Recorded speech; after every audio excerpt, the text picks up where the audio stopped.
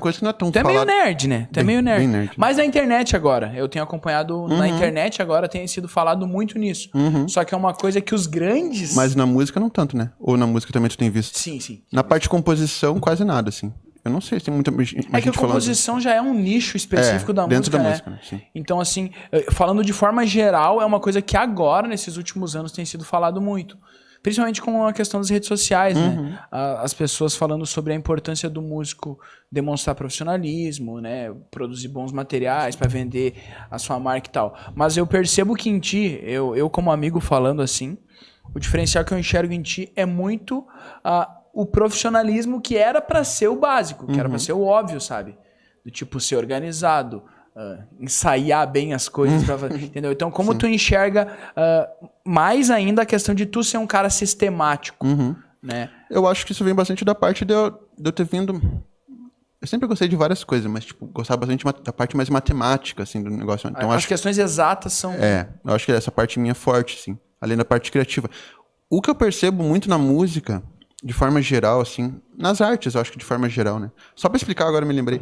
Quando eu falo que eu sou compositor, tipo, não é composição de músicas que tocam na rádio, tipo, sertanejo, né? Tipo, é trilha sonora. Então, tipo assim, músicas de jogos, músicas de cinema, de filmes, assim, então aquela trilha que dá no fundo, própria música de publicidade. É com isso que eu tenho trabalhado Seria com a música de publicidade, pro pessoal entender. Assim. Seria, por exemplo, vamos supor um exemplo, tá? O pessoal vê assim, tá rolando lá o Facebook lá e dá um videozinho de receita de uma receita. Tu vê que tem uma trilhazinha tocando de fundo ali, um ukulelezinho, né?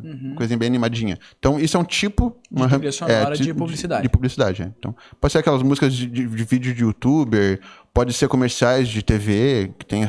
Então, é música instrumental, geralmente, assim. Não música cantada, que nem a gente... Às vezes o pessoal fala compositor, né? Imagina isso. Qual a pergunta mesmo? A questão da...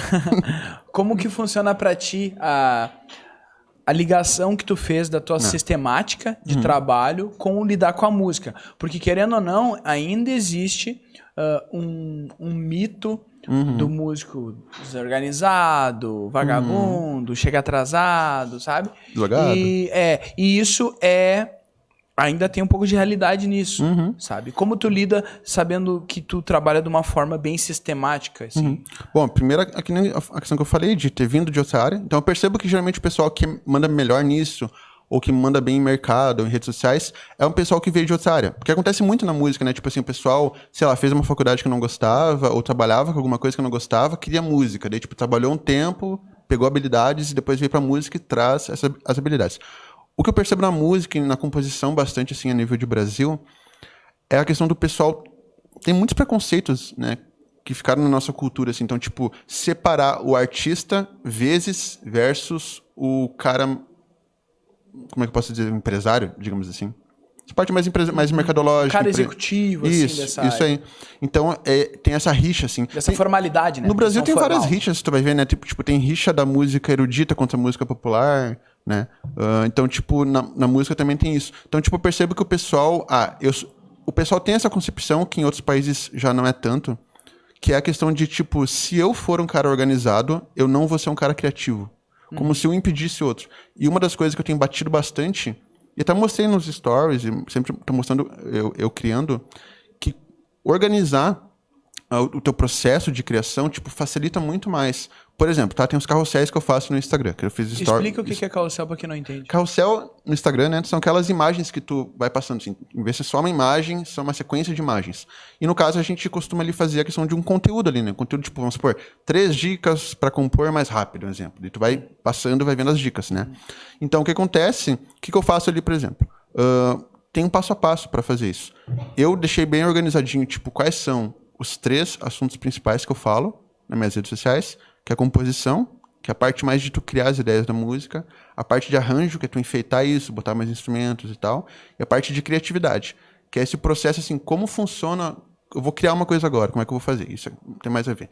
Então, o que acontece? Eu separei os assuntos, eu separei subtópicos nesses assuntos. Eu tava pensando... Então, tipo assim, vamos supor, daí eu organizei, vamos supor, esse ciclo dá a cada, não me lembro agora, uns 3 meses, eu falo sobre todos os assuntos, tá? Então, vamos supor, um exemplo, peguei 3 assuntos, peguei 3 subtópicos em cada um desses assuntos. Então, vamos supor que seja a composição, um subtópico é a melodia. Eu deixei já organizado, assim. Então, depois desse, vem esse e tal. Beleza, eu olhei ele agora, então. Essa semana tenho que fazer um carrossel sobre composição, sobre melodia. Eu tenho uma outra pastinha que eu organizei lá só com as ideias que eu vou tendo assim durante o dia. E aí que tá uma grande... Tu vai jogando as ideias lá. Jogando lá. O que eu chamo de banco de ideias. Que é uma das coisas, por exemplo, que ser organizado ajuda bastante. Porque o que acontece? Todo mundo é criativo, uns têm mais desenvolvido essa habilidade. Eu penso como uma habilidade, não como um dom, né? Um talento que tu recebe de Deus. Então, tipo... Mas o que acontece? Eu odeio essa palavra. Mas o que acontece, então, é o seguinte. A gente tem ideias durante o dia. Não, odiar é uma palavra muito forte. Eu não gosto, tá? Não gosto da palavra dom. O que acontece? A gente tem várias ideias durante o dia, né? Só que a gente perde elas. Porque tu não anota em nenhum lugar. E quando tu vai criar alguma coisa, o que acontece? Tu tem que tirar do nada. E tu não tá inspirado naquele momento, ela não tá com o fluxo, né? Tipo, não ficou pensando sobre aquilo, tá chegando uma ideia, meio que não tem ideias. Agora imagina se todas as ideias que tu tem, tu anotar, elas ficassem arquivadas em algum lugar. Pode ser que, sei lá, gravar no celular, anotar no papel, o que for. E quando tu precisasse usar uma ideia, tu tem todas lá. Então, daí tu lembra. Tu não parte do zero, assim. Isso aí. É uma coisa que eu percebo que a maioria das pessoas que lidam com criação é aquela coisa, ela pega um caderno em branco, preciso criar um negócio agora. Daí, inspiração, ele fica... E aí fica assim... Ele fica dependente, fica refém da inspiração. E aí as pessoas aí dão também essa questão da desculpa, né? Não consegui fazer porque eu não estava inspirado, ou eu só faço quando fica inspirado, porque de repente ele não tem esse lado, que é de organizar os pensamentos, né? Então, tipo, na verdade, se tu vai ver essa organização, por que ela não é oposta à criatividade? Porque simplesmente tu tá registrando... Ela não atrapalha, vamos dizer assim, a criatividade. Na verdade, ela ajuda, porque ó, tu tá simplesmente anotando as ideias que tu tem.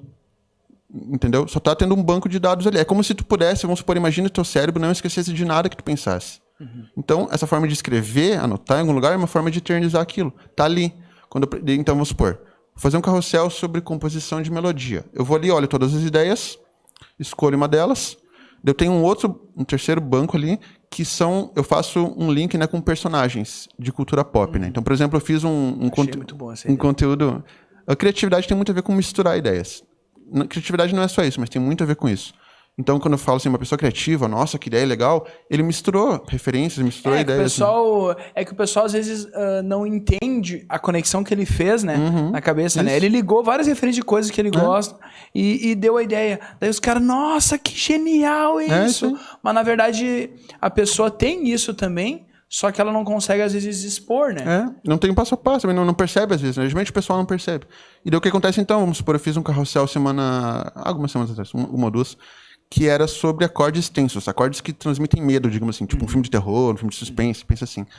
E daí eu fiz o link com o personagem Coragem, o Cão Covarde. Aquele cachorrinho lá do Cartoon Network. Que é meio assustador. É, isso aí. Então eu botei ele como personagem. Então, tipo, percebe assim que na verdade é um caminho. Eu escolhi o tema, escolhi mais ou menos o assunto que eu falar dentro daquele tema, fiz um link com um personagem que tem a ver. Então, esse foi o processo criativo. E o pessoal, e tu falou de genialidade, né? É bem isso, o pessoal... não precisa ser um gênio, nossa, que gênio ele foi pra criar.